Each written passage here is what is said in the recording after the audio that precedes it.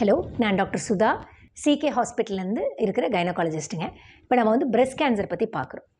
எதுக்கு breast cancer நம்ம வந்து ரொம்ப பர்டிகுலராக பேசுகிறோம் அப்படின்னா, லேடிஸ்க்கு வர்ற காமனஸ்ட் கேன்சர் வந்து பிரெஸ்ட் கேன்சர் தான்.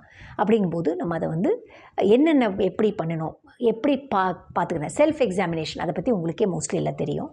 பட் அந்த செல்ஃப் எக்ஸாமினேஷன் மட்டும் இல்லாமல் நாம் இந்த பிரெஸ்ட் கேன்சர் ஸ்க்ரீனிங், அதாவது வருமுன் காப்பதற்காக எடுத்துக்கக்கூடிய டெஸ்ட் என்ன அப்படின்னா மேமோகிராம் அண்ட் பிரெஸ்ட் அல்ட்ராசவுண்டு.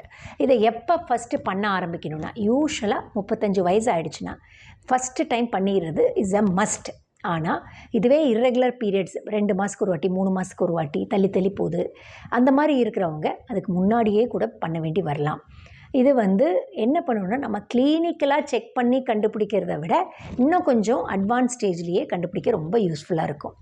இந்த டெஸ்ட்டு நம்ம வந்து ஒன்ஸ் பண்ணுறோம் அப்படிங்கும்போது நமக்கு கிளியராக அது வந்து இருக்கக்கூடிய வாய்ப்பு என்னென்னு காமிச்சு கொடுக்குது.